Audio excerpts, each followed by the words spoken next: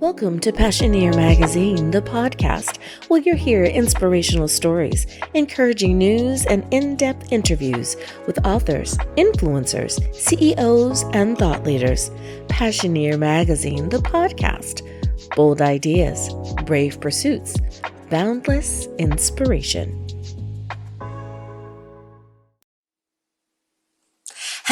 Hello, Mr. Andrew Frazier. Thank you so much for joining me here on PASSIONEER Magazine, the podcast. I am so happy to have you on today. Now, you have the initials MBA, CFA, and the Masterpreneur after your name. I love it. Love it, love it, love it. Now, of course, I'm going to ask you about the Masterpreneur part of that. I'm sure it has everyone intrigued. Now, before we get started, I realize that some folks are unfamiliar with who you are, with what you do. Tell us a little bit about yourself. Tell us about what are these initials that we find behind your name. Okay, excellent. Well, first off, I grew up in Pittsburgh, PA, and my first business in fourth grade was a paper route with my brother for 5 years. That was the beginning of my entrepreneurial journey. But like many other people, your journey is windy. I got a degree in mechanical engineering from MIT. I've served as a naval officer, been a corporate executive, and came back to my passion of entrepreneurship. So the past 17 years, I've been coaching, consulting, and training entrepreneurs and business owners on how to grow faster and easier. And so that's really, the key of sort of where I am, what I'm doing, and I'm sure we'll dig further into it as we go. Well, being a military man, thank you for your service from our military family to yours. It definitely is a calling that people don't realize that, but be it that you're a service member or you are a family member, supporting our troops is so important. So thank you for your service. Now, I love that you said that the journey is one that is, it's ebbs and flows, up, down, left, right, potholes, valleys, mountains, but there's also blue skies as well. And whenever we get to those blissful moments, I think we try to enjoy them as long as possible. Because if you're a true entrepreneur, I believe that you wouldn't have it any other way, right? You would not trade those 80-hour weeks for 40-hour weeks. That's probably what you gave up. And you wouldn't trade those bumps in the road either. Now, with that being said, your journey didn't start with instant success with what you're doing now. Like you mentioned, you were on a different path. How do you feel that your past experiences help to make you the successful entrepreneur, or as you like to call it, masterpreneur, that you are? Okay, well, I mean, definitely your journey, it's amazing how different experiences you have prepare you for future things, even though you didn't realize it at the time. Having a paper route, you do everything that every other business does.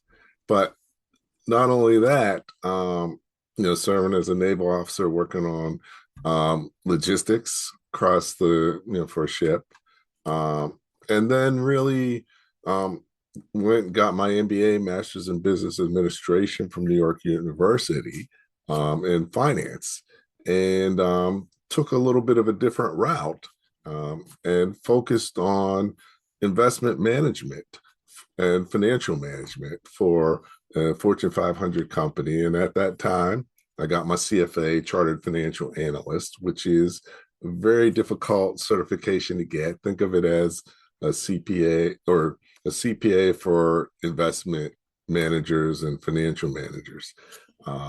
So it's served me well. It wasn't really an expectation. And then, of course, in leadership, as a business owner, you have to lead. And all these things come together when I'm working with entrepreneurs and business owners and helping them grow. I applaud anyone who goes into that financial world. For those of us that love to hang out in the creative side, in the non-math world, we appreciate the people who are willing to crunch the numbers for us and to help make us shine in that department. So thank you for that endeavor. You are definitely needed, definitely needed. Now, I like that you have a quote, and that is stop chasing and start creating. I said, oh, I've got to ask about that because that just perked my ears up. What does that mean for you personally, and how do you teach it to your client base? Well, I think, your most important job as a business owner is sales and marketing. And most business owners don't really understand that, especially starting out. So a lot of times they're chasing business opportunities as opposed to really doing the market research. Um, I crafted a sort of a way to help people understand it more clearly. And, marketing 101, and I call it 3 reasons to market like a drug dealer. You know, Number one and most important is they don't sell to everyone. Many times business owners try to sell to everyone, and that's a mistake. You have to be clear about who you're trying to sell to. Have you ever had a drug dealer try to make you buy some drugs? Right, right. I see where I see where you're going. Either you want it or you don't. Right. Right. You're gonna go to them. Right. All they do is offer it to the right people. Right. They're not going to try to make you buy their stuff. But so Mhm. many business owners, they'll try and get someone who doesn't want their stuff to buy it, which is a mistake. So finding the right people, they say, you don't have to sell drugs because they sell themselves. That's because you're just offering them to the right person. Yeah. And same thing could be true for your business. And the other side is they don't overpay for marketing and they make friends and build relationships. And if you do that in business, that will get you pretty far. Hmm. Hmm. And I think you're on to something there. And a lot of people have said it years over, and they usually use the example of Jay-Z and 50 Cent, right? That they used to be in that world, in that lane, and they've admitted it, right? They've talked about it, and how so many people have a business mind. They're just using it in the wrong industry, right? They have such a great business mind and they were able to shift that into music and like come over to the legal side of things instead of doing the illegal stuff. And you see that, now they're in the millionaire, billionaire club. So it really and truly is about understanding your mindset and where do you lack? And if you have a lacking, I need to get some help here. Who do I need to talk to? And then there's people like you that are able to help fill in. I'm so glad that more and more people are starting to realize that you don't know everything. You just can't know everything. And that's why there are professionals out there who know the bits and pieces that you don't know, who are able to be a part of your team and help you along the way. Which leads to my next question. You have created something called the Power Breakfast, and it has become more than an event. I would say kind of an ecosystem, right? Where you're understanding the early bits and pieces, the seeds that needed to be planted. You have pruned it, you have attended to it, you have grown it like a master gardener into a program that is helping, if I understand correctly, over 1,000 businesses have gotten involved in doing this. What is the key to that consistency? How did it go from just an idea in your mind's eye to this vision that is helping others? Well, I mean, I think, definitely there were a lot of people involved in making it successful. But, in business and in life, it's about creating value. I didn't do it just for myself. Right. Um, we saw a need in the community and created a platform that helped other business owners get visibility, get access to resources, and be able to be more successful. So, one of the best ways to have greater success is help other people be more successful. Mhm. And, this is a great example of that by, bringing people together, building relationships, because business is about relationships. People do business with people they know, like, and trust. And how are you going to get to know, like, and trust somebody if you don't spend any time with them? So, um, Right. so that's why we do it. We've done them quarterly for over 10 years. Mhm. And people come back and back. So every Mhm. time we have new people, or we have people who've been coming for years. But that gives you the opportunity to get to know people well enough to do business with them. And I like how you say that the important piece there is building that trust. The more they're able to come back and spend time in that network, in that circle, the more that they realize this is exactly where I need to be. These are the folks that I've been looking for the entire time. So I like that piece. Now, the masterpreneur. I don't want to assume to know what this is. So I want to ask you, what is the masterpreneur? Flip side of the coin, you have a masterpreneur playbook framework. Talk to me. Okay, well, at the end of the day, um, many business owners, there's so many things they need to know to be successful in business, but many times they don't know a lot of them. And, at the end of the day, your business can only go as far as you're prepared to take. So the Masterpreneur Playbook and Framework is about helping business owners understand the path of what they need to do to go from startup to scaling a business. So we broke it down into 5 steps. And those are 5 steps every business and every industry has to go through. Some businesses go faster than others, but it's not just the steps. There's 5 stages of evolution that you as a business owner have to go through. So if you don't evolve, your business won't evolve and move forward. So that's why so Mhm. many people get stuck in the steps, especially between step 2 and step 3, working in the business and working on the business, because Mm. they don't evolve from an employee or supervisor role to a manager role. Mhm. Um, and so, the Masterpreneur Playbook is about, how you transition through each of those stages, what you have to do, in terms of a goal that you have to have at each stage, in terms of the key challenge that you're going to face at each stage, in Mhm. terms of the structure you have to build to move forward to the next stage.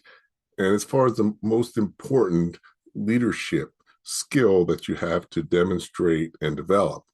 So, Mhm. there's it's multifaceted. Um, and not only that, it goes a lot deeper, because what we have is masterpreneur growth factors. So those are 10 factors that drive growth in a business.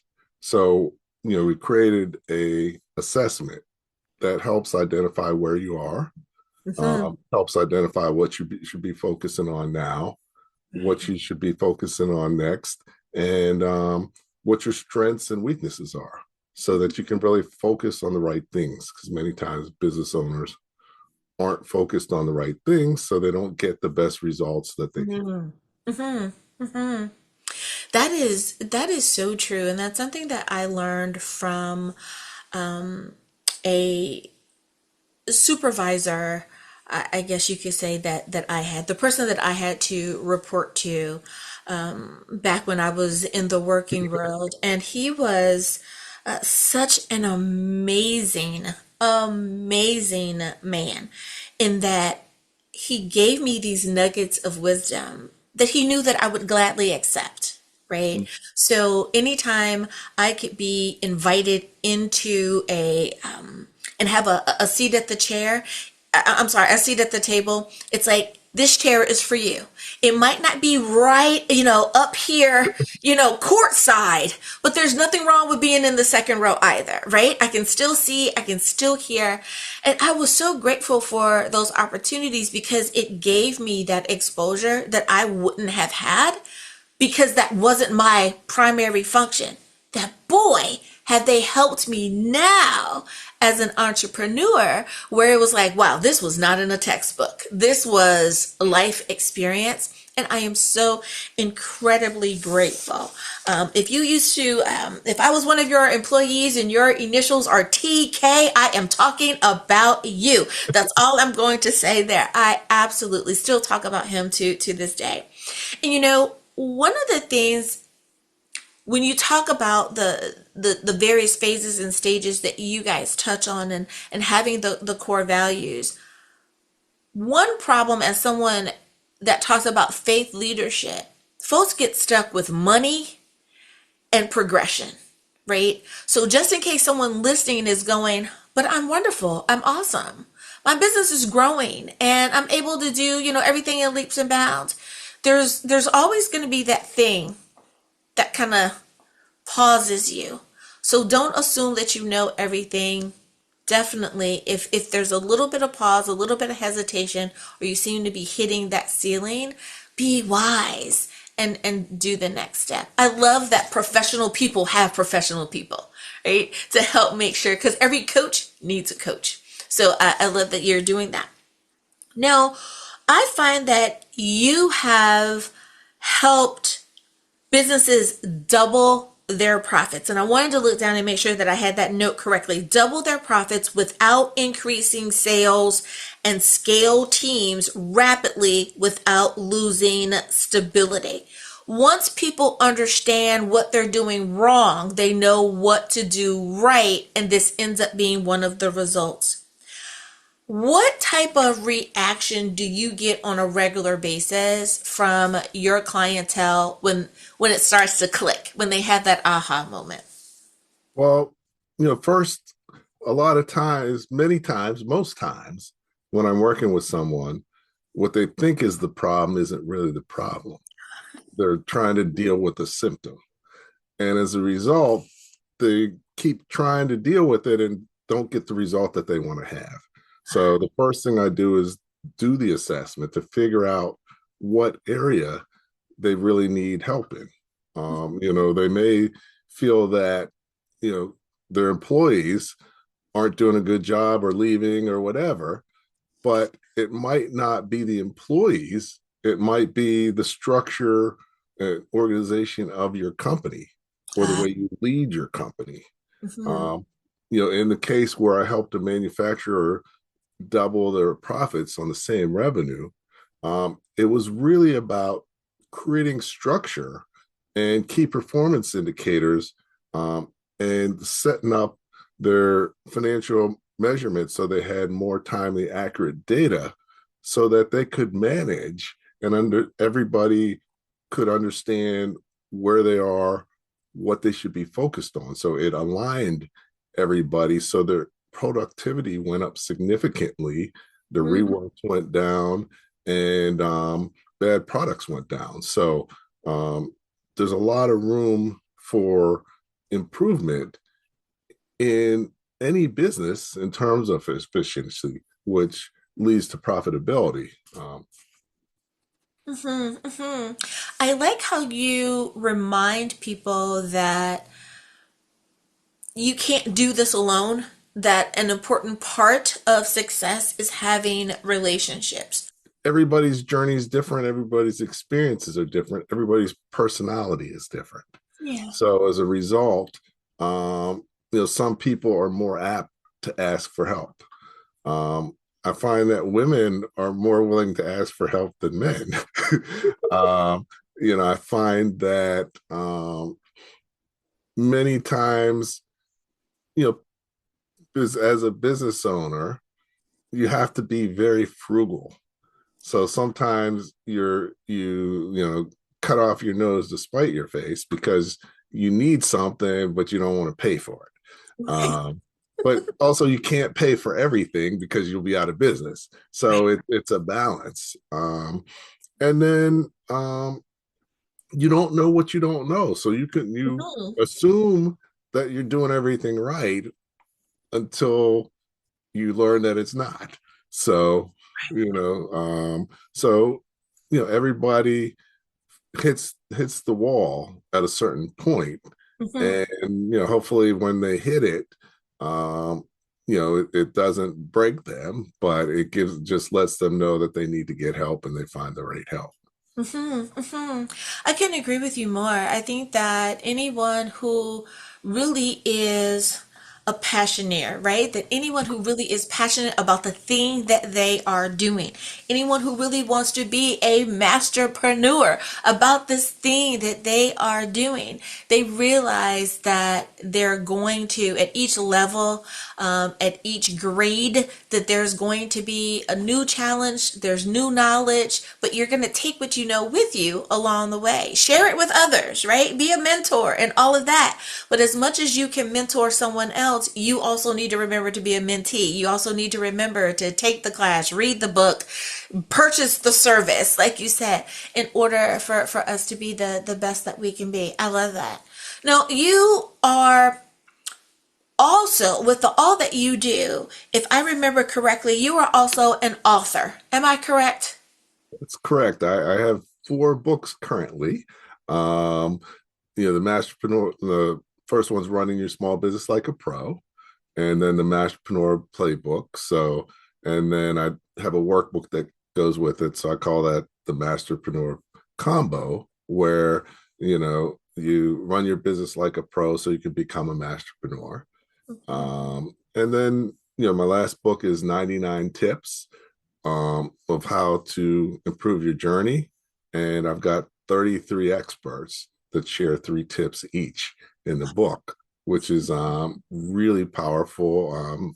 Thankful that Randall Pinkett was willing to do the foreword, and Precious Killer Pitchmaster Williams, as well as small biz lady Melinda Emerson, along with other people, are within the book. So everything's on Amazon, and I'm working on my actually been working on it today and over the weekend, my next book. And that's going to be about the growth factors that I mentioned earlier. And that's going to be the most powerful book. So, my goal is to get it out and make it available in March, April timeframe.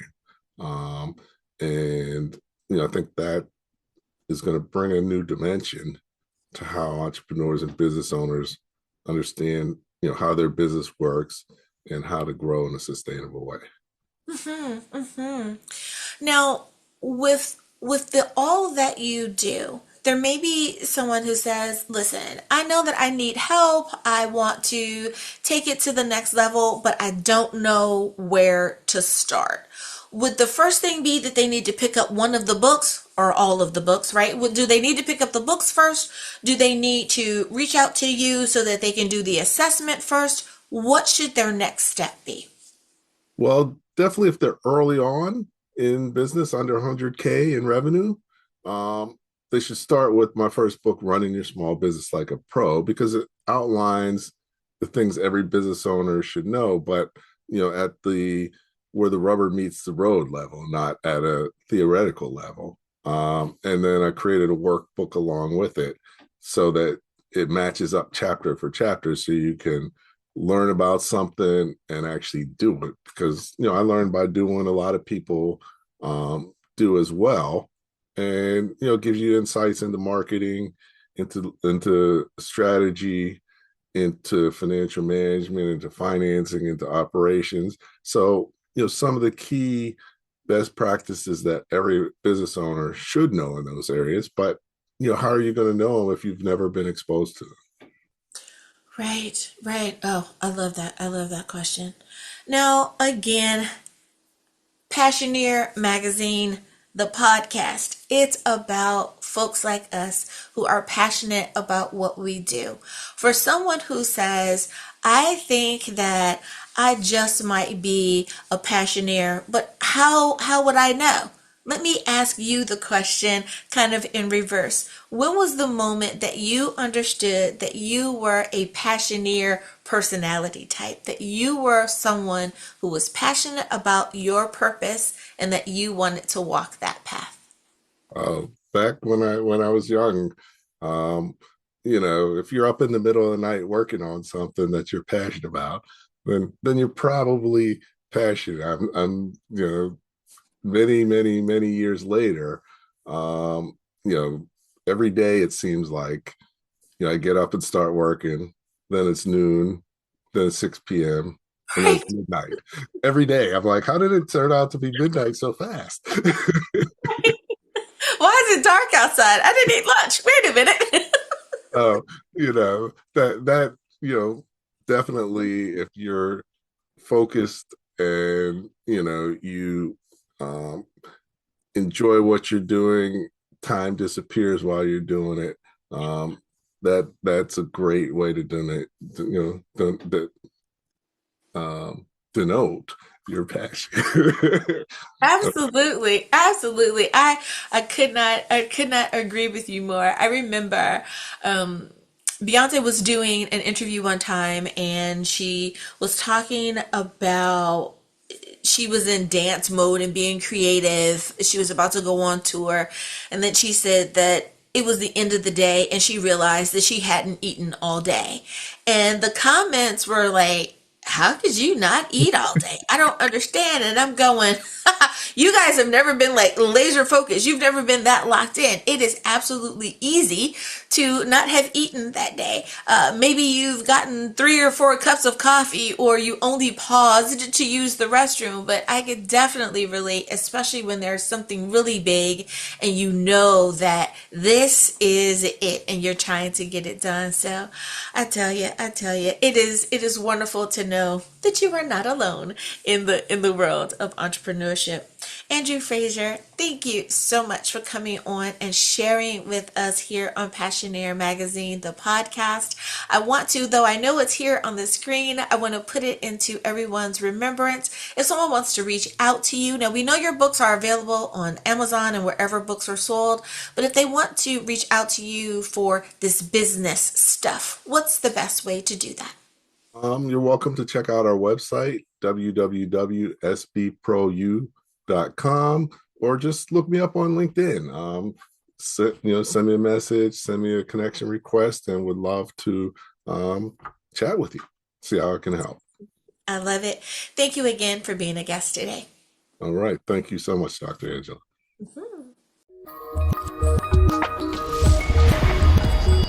Thank you for listening to Passioneer Magazine, the podcast.